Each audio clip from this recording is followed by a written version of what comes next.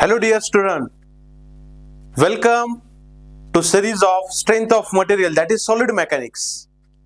आज से हम solid mechanics, strength of material, आप उसको मैकेनिक्स ऑफ स्ट्रक्चर भी बोल सकते हैं। तो इसकी सीरीज हम स्टार्ट करने वाले हैं। जो सिविल, मैकेनिकल, ऑटोमोबाइल, रोबोटिक्स जो भी स्टूडेंट है उनके लिए ये सीरीज बहुत ही इंपॉर्टेंट होने वाली है। सो स्टूडेंट, मैं प्रोफेसर एच.एम. पवार आज से ये सीरीज स्टार्ट करने वाला हूँ। ये पहला जो आपका लेक्चर होगा ये आपके लिए बहुत बेसिक है, बहुत इंपॉर्टेंट है। देखो, कुछ भी टेक्निकल कंप्लीट समझने से पहले आपको कुछ बेसिक पढ़ना बहुत जरूरी होता है, कुछ बेसिक समझना बहुत जरूरी होता है।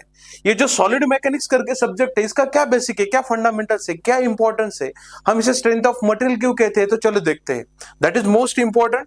ये बेसिक फंडामेंटल्स आपको पता होना ही चाहिए। देखो, strength of material is defined as the ability of material. Yes, what is mean by strength of material और मैकेनिक्स ऑफ सॉलिड, और आप उसे मॉस बोलते हैं। It is the ability of material to withstand an applied load with failure, that is plastic deformation। yes, कुछ भी failure होने से पहले जो भी मटेरियल होता है उसकी withstand प्रॉपर्टी हमें स्टडी करनी होती है। That is called as strength of material. Okay, so student, जब भी हम कौन सा भी एक मटेरियल लेंगे, ये मटेरियल मींस व्हाट, हमें इंजीनियरिंग पॉइंट ऑफ व्यू से देखना है। जैसे कि अगर हम कंस्ट्रक्शंस में देखेंगे तो आपको concrete, reinforcement, right, wooden materials, such a type of material we have to consider in civil engineering, right. अगर हम मैकेनिकल की बात करते हैं या प्रोडक्शन, ऑटोमोबाइल, कौन सी भी फील्ड की बात करते हैं तो उसमें हमें मेटेलिक जो मटेरियल्स है वो बहुत होते हैं। जैसे कि अगर हमें कुछ मशीनरीज कंसिडर करने हो, उसका रोटेटिंग शाफ्ट बनाना हो, तो हम क्या करते हैं, हेवी स्टील मटेरियल यूज करते हैं। किस जगह पे हमें कॉपर यूज करना पड़ता है, राइट। तो ये जो डिफरेंट मटेरियल्स होते हैं, अगर इस मटेरियल पे कुछ भी एक एक्सटर्नल फोर्स आता है तो एक्सटर्नल फोर्स के वजह से उसकी इंटरनल रिएक्शंस भी होती है, और वो इंटरनल रिएक्शंस ही हमें इस सब्जेक्ट में, इस सीरीज में स्टडी करना है, राइट। तो स्टूडेंट, मोस्ट ऑफ थिंग्स क्या होता है, अगर हम कहीं भी ये मटेरियल स्टडी करते हैं तो उसके ऊपर आने वाले जो लोड होते हैं वो बेसिक लोड हमें पता होने चाहिए। That is most important thing. तो चलो, इस स्लाइड में हम देखेंगे कि स्टैटिक लोड, यहां पे मैंने पहले लिखा है स्टैटिक लोड। तो what is mean by static load? देखो, basically there are two different types of load we are going to learn. First one is होता है स्टैटिक, अनदर होता है डायनामिक, राइट। ये जो क्लासरूम है, ये जो बिल्डिंग है, ये जो ब्रिजेस है, रोड है, हाईवे है, all are under the continuous loading. Different types के लोड उसके ऊपर आ रहे हैं, लेकिन ये हिल रहा है क्या, कहीं पे मूव हो रहा है क्या? नहीं, ये एक ही जगह पे सालों साल, महीनों महीने हम अगर कंसिडर करते हैं तो एक ही जगह पे क्या है, कंप्लीटली स्टैंडिंग पोजीशन पे है, उसे बोलते हैं स्टैटिक। लेकिन ऐसे है क्या, वो स्टैटिक है तो कोई भी लोड आता नहीं है? यस, उसके ऊपर एक्सटर्नली लोड आता ही है, उसका इंटरनल रिएक्शंस भी चलता है। Such a type of loads we have to consider static load, right. So technical definition क्या है? The load are relatively constant. क्या बोल सकते हैं हम? Load are relatively constant for and in the time, that is called as static load। उसके बाद होता है dynamic load, correct. the load which are change in magnitude or direction, yes, with respect to time। जिस load की magnitude और direction with respect to time change होती है उसे बोलते हैं डायनामिक लोड। जैसे कि हम व्हीकल बोल सकते हैं, मूविंग कार बोल सकते हैं, पेंडुलम का एग्जांपल ले सकते हैं, राइट। तो ये होते हैं डायनामिक लोडिंग। अचानक हमारे बिल्डिंग के ऊपर अर्थक्वेक आता है, it is also dynamic loading, right. After that impact load. ये जो दोनों टाइप के लोड होते हैं यहाँ पे, इंपैक्ट और cyclic, it is the under the type of dynamic loading. Yes, dynamic load के ही ये दो टाइप है, इंपैक्ट और साइक्लिक। देखो, when load is applied from a certain height which are provide vibrations. Suddenly आपके बालकनी से कुंडी नीचे गिर गई, that is called as impact loading, correct. अचानक से विद इन सेकंड अर्थक्वेक का एक इंपैक्ट आ गया, उसे बोल सकते हैं हम इंपैक्ट लोडिंग, करेक्ट।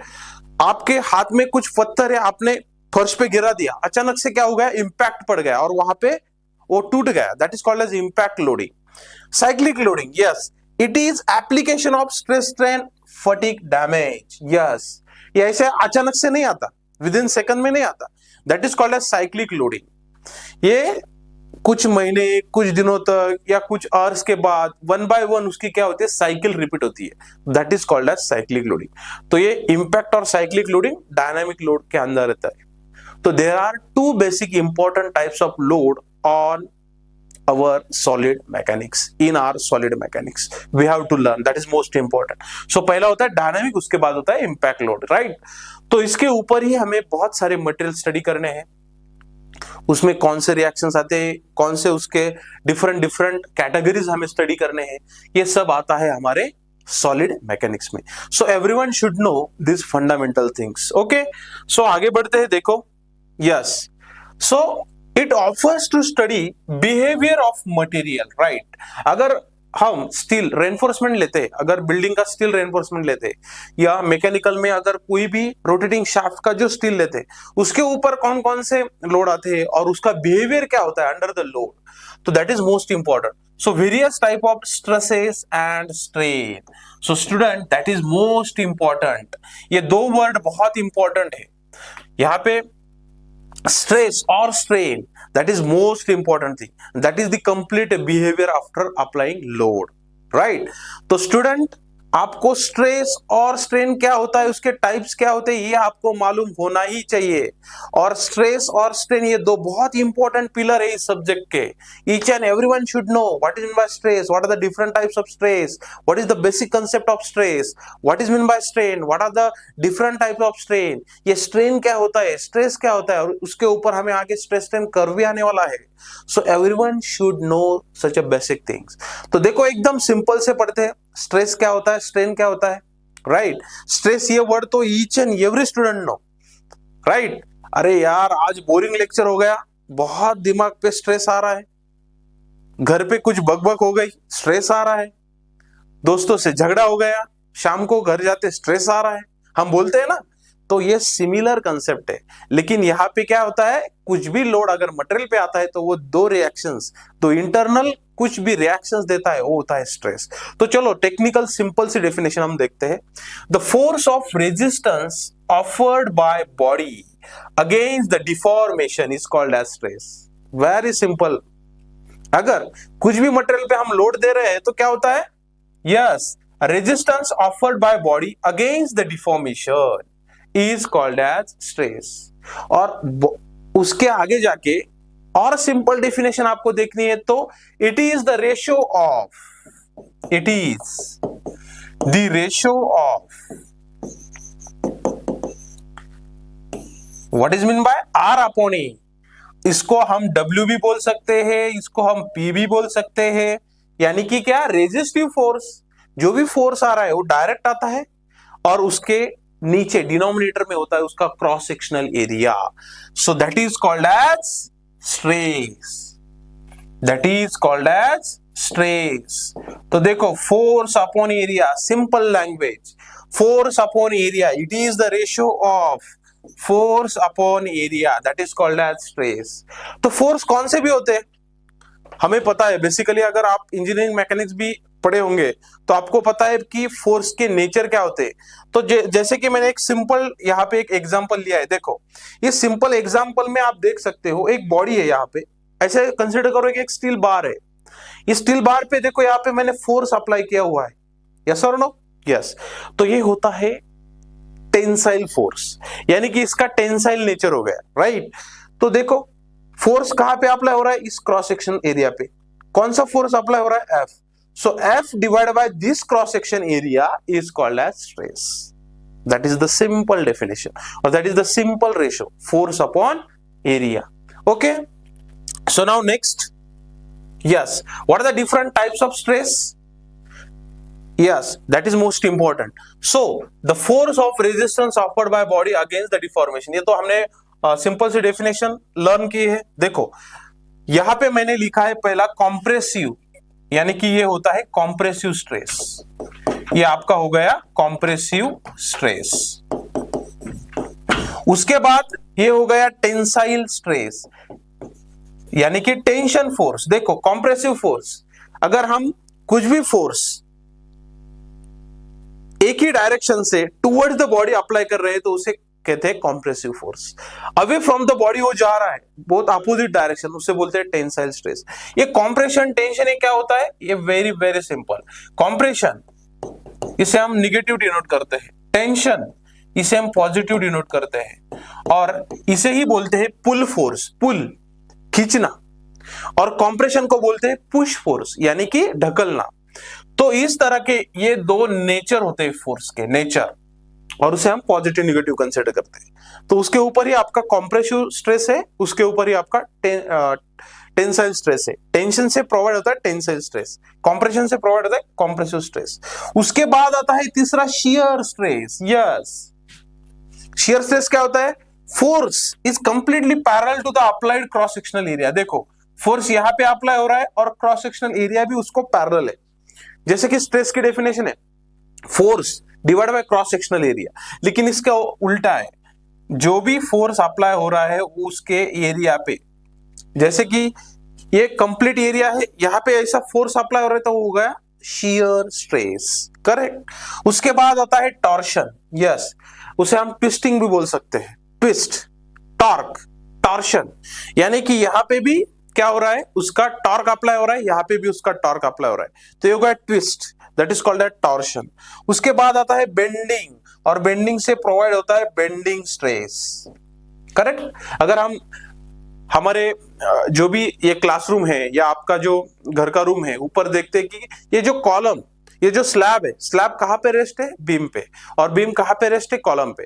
अगर इस बीम का डिफ्लेक्शन हम चेक करेंगे तो कंप्लीटली उसके ऊपर बेंडिंग स्ट्रेस डेवलप होता है। So such a type of stress is called as bending stress, right. तो यहाँ पे भी मैंने फिर से लिखा है tensile, compressive, then shearing stress. देखो इस तरह से अप्लाई होता है। So now this are the simple types of stresses, right. उसके बाद आता है यस, यहाँ पे मैंने आपको पढ़ने के लिए उसका डिस्क्रिप्शन भी यहाँ लिखा है, देखो टेंसाइल स्ट्रेस, एक्सियल पुल फोर्स, यस। उसके बाद एक्सियल पुश फोर्स जो मैंने आप प्रीवियसली डिस्कस किया है।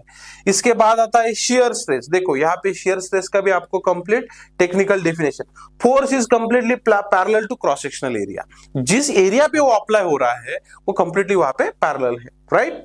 उसके बाद आता है आपका yes, that is most important thing, what is mean by strain. तो स्टूडेंट मैंने पहले ही आपको डिस्कस किया है कि हमें स्ट्रेस और स्ट्रेन ये बहुत इंपॉर्टेंट है, बेसिक पता होना, right. So what is mean by strain, the ratio of change in length to the original length is called as strain. What is mean by strain, the ratio of change in length to the original length. नहीं समझ में आया, okay. सो ये diagram आप देख सकते हो, यहाँ पे कंप्लीटली ऑब्जर्व करो, समझो कि आपके पास एक मेटल का बार है, उसके ऊपर आपने पुल फोर्स दिया है, फॉर एग्जाम्पल पुल फोर्स। अब आपको पता होगा पुल यानी कि टेंसाइल फोर्स, राइट। चलो कंसीडर करते हैं हमने टेंसाइल फोर्स अप्लाई किया है। टेंसाइल फोर्स अप्लाई होने के बाद उसके ऊपर दो इंपॉर्टेंट थिंग्स हमें ऑब्जर्व करना है, पहला एक स्ट्रेस, दूसरा आता है स्ट्रेन, ओके। तो ये जो फोर्स है उसके क्रॉस सेक्शन एरिया हमने कंसीडर किया, force upon cross section area, हमें स्ट्रेस मिल गया। अब आते हैं हम स्ट्रेन पे। तो स्ट्रेन क्या होता है, अगर इसे हम कंसीडर करेंगे the ratio of change in length to the original length, लेकिन इस डेफिनेशन में हमने लेंथ का क्या किया है, यहां पे लेंथ को कंसीडर किया है, लेकिन इस डेफिनेशन को मैं और सिंपल कर सकता हूं, change in dimension to the original dimension, change in dimensions to the original dimensions, to the original dimensions. देखो स्टूडेंट, स्ट्रेस तो हो गया, उसके बाद उसका डायमेंशन चेंज होता है। अगर मैं लेंथ कंसीडर करूं तो हो गया लीनियर स्ट्रेन। सो ये डेफिनेशन स्ट्रेन के वजह से, स्ट्रेन के इंस्टेड हम लीनियर स्ट्रेन को कंसीडर कर सकते हैं।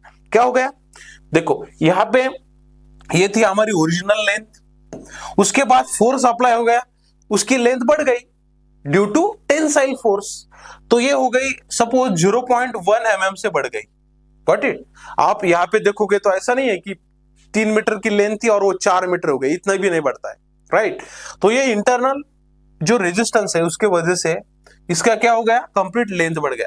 तो ये जो आपकी ओरिजिनल लेंथ है उसको हम न्यूमरेटर में कंसिडर करेंगे और जो चेंज इन लेंथ है वो डिनोमिनेटर में कंसिडर करेंगे, तो हो गया हमारा कंप्लीट स्ट्रेन। अगर मैं वो लेंथ के डायरेक्शन से कंसिडर कर रहा हूं तो उसको बोलेंगे हम लीनियर स्ट्रेन। तो इसमें पहला इंपॉर्टेंट टाइप आता है लीनियर स्ट्रेन। अगर वो मैं विड्थ के डायरेक्शन से कंसिडर कर सकता हूं, अगर ऐसा हो गया कि आपकी ये विड्थ है, ये थी 100 mm और ये चेंज होके हो गई 100.5 mm, तो ये जो 0.5 mm का फर्क है ये चेंज हो गया ना, राइट। तो उसे बोल सकते हैं हम सेकंड टाइप पे लैटरल स्ट्रेन, लैटरल स्ट्रेन। और अगर मैंने ओरिजिनल जो आपका स्पेसिमेन था, जो मटेरियल था, उसका वॉल्यूम कंसिडर किया, वो वॉल्यूम था हमारा x और चेंज होने के बाद हो गया y, तो उसे बोलते हैं हम वॉल्यूमेट्रिक स्ट्रेन, राइट। इसलिए हम डेफिनेशन में सिंपल से कह सकते हैं change in dimension to the original dimension, that is most important thing. Everyone should remember what is my strain, और स्ट्रेन को यूनिट नहीं होता है। क्यों? क्योंकि अगर हम रेशियो कंसिडर करेंगे तो ये भी लेंथ है, ये भी लेंथ है। अगर लेंथ mm में कंसिडर करें तो mm divide by mm cancel, so no any unit for your strain, correct. Okay, so देखो जो हमने डिस्कस किया, सिमिलरली दो नेचर होते हैं फोर्स के, एक होते हैं कॉम्प्रेशन, दूसरा होता है टेंशन। तो टेंशन के वजह से आने वाला स्ट्रेस टेंसाइल स्ट्रेस, कॉम्प्रेशन की वजह से आने वाला stress compressive stress strain, right. और स्ट्रेन को हम एप्सिलॉन से भी डिनोट कर सकते हैं, एप्सिलॉन, या स्मॉल ई से भी डिनोट कर सकते हैं। जैसे कि स्ट्रेस को हमने देखा सिग्मा से डिनोट करते हैं, स्ट्रेस को हम सिग्मा से डिनोट करते हैं, और स्ट्रेन को हमें एप्सिलॉन या स्मॉल ई से डिनोट करना पड़ता है। स्टूडेंट, ये बहुत इंपॉर्टेंट बेसिक है, everyone should remember, everyone should know what is in by stress, what is in by strain. ये मैथमेटिकल सिंबल क्या होता है, स्ट्रेन को, स्ट्रेस को, ये भी आपको पता होना चाहिए, राइट। सो इस तरह से हम स्ट्रेस स्ट्रेन कंसिडर कर सकते हैं। देखो यहाँ पे अगर कॉम्प्रेसिव फोर्स अप्लाई किया तो ये लेंथ कम हो रही है, अगर मैंने टेंसाइल फोर्स अप्लाई किया तो लेंथ बढ़ रही है। जो भी हो, इसका जो रेशियो होता है change in length to the original length, आप ये डाबा से भी दिखा सकते हो या प्रीवियस जैसे यहाँ पे दिखाया है डेल्टा अपॉन एल, ये भी दिखा सकते हो, राइट। सो इस तरह से ये होते हैं type of strain. Now after that the most important things is Hooke's law. Hooke's law is totally depends on stress and strain. तो चलो हुक्स लॉ क्या डिफाइन करता है, ये थ्योरी क्वेश्चन में भी आ सकता है, बहुत इंपॉर्टेंट है। It is observe that when material is loaded such that the intensity of stress within a certain limit, that is most important ना, within a certain limit, उसे हम proportional limit भी बोल सकते हैं, right.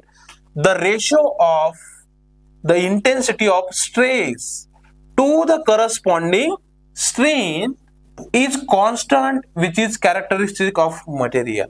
यानी कि हम इसे सिंपल में क्या कह सकते हैं, देखो यहाँ पे जो ग्राफ है स्ट्रेस वर्सेस स्ट्रेन, हम यहाँ पे सिग्मा लिखेंगे, हम यहाँ पे स्मॉल ई लिखेंगे, और आप एप्सिलॉन भी कंसिडर कर सकते हैं स्ट्रेन के लिए। तो देखो स्ट्रेस वर्सेस स्ट्रेन अगर हम ग्राफ कंसिडर करते हैं, अगर मेरे पास इस तरह का एक स्टील बार है और उसको मैं टेस्ट कर रहा हूं, राइट, उसको मैंने पी फोर्स अप्लाई किया, टेंसाइल फोर्स। तो देखो फोर्स स्टार्ट करने से आपके जो ओरिजिन से हम ग्राफ स्टडी करेंगे तो क्या होगा, यहाँ पे 1 वैल्यू आ गई, यहाँ पे 1 वैल्यू आ गई, यहाँ पे 2 वैल्यू आ गई, यहाँ पे 1.5 वैल्यू आ गई, यहाँ पे 3 वैल्यू आ गई, यहाँ पे 2 वैल्यू आ गई। तो यहाँ पे आपको एक प्रोपोर्शनल लिमिट तक, देखो यहाँ पे लिखा है प्रोपोर्शनल लिमिट, एक प्रोपोर्शनल लिमिट तक ही आपको स्ट्रेस और स्ट्रेन बढ़ता नजर आएगा। कंटिन्यूअसली स्ट्रेस भी बढ़ रहा है, स्ट्रेन भी बढ़ रहा है, लेकिन एक प्रोपोर्शनल लिमिट तक ही वो बढ़ता है, दोनों साइमल्टेनियसली। तो उसे बोलते हैं plastic region, sorry completely elastic region. देखो यहां से यहां तक इलास्टिक रीजन दिखता है, तो ये कंप्लीटली इलास्टिक रीजन जहां तक यहां पे लर्न किया, जहां तक इसका स्टेटमेंट आ गया वो हो गया हुक्स लॉ, और that is completely stress versus strain, that is most important thing. और इसके आगे जो ग्राफ कंटिन्यू होता है ना, वो हमें आगे स्ट्रेस स्ट्रेन कर्व में कंप्लीट लर्न करना है। यहां तक प्रोपोर्शनल लिमिट तक जो होता है वो होता है हुक्स लॉ। सो हुक्स लॉ का हमें बेनिफिट क्या मिला फिर? यस, हुक्स लॉ कहता है कि stress is directly proportional to the strain. Strain यानी कि एप्सिलॉन, यहाँ पे एप्सिलॉन दिखाया आपको, यहाँ पे आप ऐसे भी लिख सकते हैं, stress is directly proportional to the, देखो stress is directly proportional to the strain small E, यानी कि stress is equal to capital E into small E. Capital E क्या होता है? Young's modulus of elasticity. ये होता है उस मटेरियल का यंग्स मॉडुलस, यानी कि मॉडुलस ऑफ इलास्टिसिटी, राइट। तो modulus of elasticity is equal to stress upon strain, और इसे हम ऐसे भी लिख सकते हैं, capital E is equal to stress upon strain. So stress upon strain का जो रेशियो होता है वो होता है मॉडुलस ऑफ इलास्टिसिटी। तो अगर आपको न्यूमेरिकल में मॉडुलस ऑफ इलास्टिसिटी निकालनी है, आपके पास स्ट्रेस की वैल्यू है, स्ट्रेन की वैल्यू है, you can determine modulus of elasticity. That is most important thing. So everyone should must read, must understand what is meant by Hooke's law. Okay, so now what is the next? Yes, अब हम देखने वाले हैं elastic constant. Yes, तो ये elastic constant का topic है। Elastic constant, elastic constant कौन से होते हैं? तो उसमें से पहला है हमारा पॉइसंस रेशियो। ये है हमारा पहला elastic constant, Poisson's ratio, which is denoted by mu. Yes, Poisson's ratio mu से डिनोट करते हैं। मैथमेटिकल सिंबल होते हैं, हर एक के लिए मैथमेटिकल सिंबल है। जैसे कि हमने मॉडुलस ऑफ इलास्टिसिटी के लिए देखा कैपिटल ई, तो पॉइसंस रेशियो के लिए होता है mu. Okay, it is the ratio of lateral strain to the longitudinal strain. देखो म्यू पॉइसंस रेशियो किसका रेशियो है? दोनों भी स्ट्रेन है, लैटरल और लॉन्जिट्यूडनल। इसका सिंपल एग्जांपल देखते हैं। देखो एक यहाँ पे एक मटेरियल है, इस मटेरियल पे हमने फोर्स अप्लाई किया, जैसे पुल फोर्स, इसको भी हम पुल फोर्स का ही एग्जांपल लेंगे। पुल फोर्स अप्लाई किया, ये खींच गया, खींचने से क्या हुआ? उसके ऊपर कुछ तो चेंजेस आए, स्ट्रेस भी डेवलप हुआ, स्ट्रेन भी डेवलप हुआ। लेकिन स्ट्रेन भी देखो कौन से डायरेक्शन से आ रहे हैं? एक आ रहा है लैटरल स्ट्रेन। लैटरल स्ट्रेन यानी कि इसके हमने जो विड्थ चेंज की, देखो यहाँ पे विड्थ है ना, तो टेंसाइल फोर्स आने की वजह से उसकी विड्थ कम ज्यादा हो गई। तो वो कितनी कम हो गई? That is called as lateral strain. और लॉन्जिट्यूडनल स्ट्रेन, यस, तो टेंशन एक्सियल फोर्स अप्लाई हो गया ना, इसको एक्सियल फोर्स अप्लाई होने की वजह से उसका चेंज इन लेंथ भी हो गया, तो हो गया लॉन्जिट्यूडनल स्ट्रेन। तो देखो lateral strain to the longitudinal strain, इसका मैथमेटिकल सिंबल होता है। अगर लैटरल स्ट्रेन हम कंसीडर करेंगे विड्थ की वजह से, तो सपोज डाबा डब्ल्यू अपॉन डब्ल्यू, ये हो गया लैटरल स्ट्रेन, और लॉन्जिट्यूडनल स्ट्रेन डाबा एल अपॉन एल, तो ये कंप्लीट रेशियो हो गया म्यू। ये कंप्लीट रेशियो हो गया mu. So what is mean by Poisson's ratio? It is the ratio of lateral strain to the longitudinal strain. Yes, अगर हम ये भी एग्जांपल लेंगे, तो यहाँ पे अगर मैंने टेंशन फोर्स दिया, इस तरह से चेंज हो गए। अगर मैंने कंप्रेशन फोर्स दिया, तो आपका ये भी विड्थ चेंज हो जाएगा, इसका लेंथ भी चेंज हो गया, कंप्रेशन देने की वजह से कम हो गया और विड्थ बढ़ गई, तो ये भी हो गया complete mu, lateral strain to the longitudinal strain. उसके बाद आता है second elastic constant, that is called as modulus of rigidity. इसको हम नंबर 2 पे कंसीडर कर सकते हैं, modulus of rigidity. Modulus of rigidity is denoted by capital G. तो मॉडुलस ऑफ रिजिडिटी क्या होती है? देखो मॉडुलस ऑफ रिजिडिटी अगर हम कंसीडर करेंगे, तो इसका डायरेक्टली रिलेशन आता है यंग्स मॉडुलस से, मॉडुलस ऑफ इलास्टिसिटी से। तो हम इसे सिंपल लीनियर इक्वेशन में कैसे लिख सकते हैं? Capital E is equal to 2G 1 plus mu. Everyone should know that is the important relation which is along with your Poisson's ratio mu. Capital E is equal to 2G 1 plus mu. उसके बाद होती है bulk modulus. तो bulk modulus क्या है? Ratio of direct stress to the corresponding volumetric strain. ये क्या होता है bulk modulus? Ratio of direct stress to the corresponding volumetric strain. तो डायरेक्ट स्ट्रेस और वॉल्यूमेट्रिक स्ट्रेन डाबा वी, इसका अगर हम रेशियो लेते हैं तो हो गया bulk modulus. That is most important. Okay, so bulk modulus is denoted by capital के। तो इसके भी मॉडुलस ऑफ इलास्टिसिटी और म्यू के रिलेशन आते हैं। तो देखो इसका लीनियर रिलेशन बहुत सिंपल है, capital E is equal to 3k 1 minus 2 mu. कभी कभी आपको ऑब्जेक्टिव टाइप क्वेश्चन में भी आता है, थ्योरेटिकल क्वेश्चन में भी आता है, what is the relation between Young's modulus and other elastic constant. तो अदर इलास्टिक कांस्टेंट कौन से हो गए? Modulus of rigidity, bulk modulus. कभी कभी आपको यह भी पूछा जाता है कि जो अपने मॉडुलस है तो उनका मैथमेटिकल रिलेशन क्या होता है। तो इस तरह से हमारे ये मॉडुलस है, कौन कौन से है? मॉडुलस ऑफ इलास्टिसिटी और इसे हम यंग मॉडुलस बोलते हैं। उसके बाद है modulus of rigidity capital G और bulk modulus that is capital K। So everyone should remember that is most important formulas. Yes, आपके पास ये होना ही चाहिए और ये रिलेशन हमें आगे न्यूमेरिकल सॉल्व करने के लिए बहुत इंपॉर्टेंट है। एक टाइप ही हमारे इसके ऊपर इलास्टिक कांस्टेंट के ऊपर एक हमारा पूरा कंप्लीट टाइप है, राइट? तो मित्रांनो, सरांनी एकदम सोप्या पद्धतीने आपल्या या विषयाला स्कोरिंग कसं करायचं हे क्लिअर करून दिलं। मित्रांनो, हा विषय आता तुम्हाला इनसेम जी 7 तारीख सुरू होते तिला खरोखर स्कोरिंग करायचं असेल तर नक्की तुम्हाला व्हिडिओ लेक्चर कोर्सेसची गरज लागेल। कारण मित्रांनो, तुम्ही डीएससी असेल तर लेट ऍडमिशन झालं आहे, कॉलेजमध्ये रेग्युलर असेल तर कॉलेजमध्ये नसेल समजलं किंवा अभ्यास झालाय पण स्कोरिंग करायची, पेपर सोल्युशनची रिक्वायरमेंट आहे, स्टँडर्ड पेपर कसा लिहायचा, ओके, त्याच्यानंतर स्टँडर्ड नोट्स पाहिजे, पुस्तकात समजत नाही, इझी समजलं, या सगळ्या गोष्टींवरती सोल्युशन हे आपले पर्पल ॲट ऍप्लिकेशन मधले व्हिडिओ लेक्चर कोर्सेस आहे। सो मित्रांनो, या कोर्सेससाठी तुम्हाला पर्पल ॲट ऍप्लिकेशन डाउनलोड करायचं, हा सब्जेक्ट्स पण आणि इतर तुमचे सेकंड इयरचे तुमच्या कुठल्याही ब्रांचचे कुठलाही सब्जेक्ट असेल तो तुम्हाला सबस्क्रिप्शन हवं असेल, त्याची व्हिडिओ लेक्चर पाहिजे असेल तर खाली डिस्क्रिप्शन मध्ये अँड्रॉइड आणि ऍपल दोन्ही मोबाईलचे लिंक आहे, त्यावरून ऍप डाउनलोड करा। डाउनलोड केल्यानंतर बघा ऍप्लिकेशन मध्ये तुम्हाला अशा प्रकारे इंटरफेस दिसेल। कोर्सेस मध्ये गेले की बघा तिथे तुम्हाला हे तुमची प्रत्येक ब्रांच इथे दिली, तुमच्या प्रत्येक ब्रांचचे कुठले कुठले विषयांचे कोर्सेस आहे, सगळ्या इम्पॉर्टंट विषयांचे कोर्सेस अवेलेबल आहे। जो तुम्ही ब्रांच मध्ये जा, कोर्स बघा, त्याच्यात फ्री लेक्चर आहे, ते फ्री लेक्चर ट्रायल करा, तुम्हाला आवडले तर एकदम ऑफोर्डेबल प्राइस मध्ये डिटेल मध्ये व्हिडिओ लेक्चर आहे ते बघा आणि या कमी वेळेत आमच्या सोबत आमच्या ऍप्लिकेशनवरून अभ्यास करून तुम्ही स्कोरिंग करा। कारण आता पुस्तक घेशाल तर तुम्हाला समजायला वेळ लागेल, कॉलेजमध्ये ऑब्विसली होऊन गेले तर रिवाइज होणार नाही। सो सगळ्या गोष्टींवरती सोल्युशन आपले व्हिडिओ लेक्चर आहे की एकदम सोप्या भाषेत स्टँडर्ड व्हिडिओ लेक्चर आणि हिंदीत आहे, 5 मिनिट आहे लेक्चर, हिंदीत आहे, सो समजण्याची अडचण नाही, इंग्लिशचं टेन्शन नाही।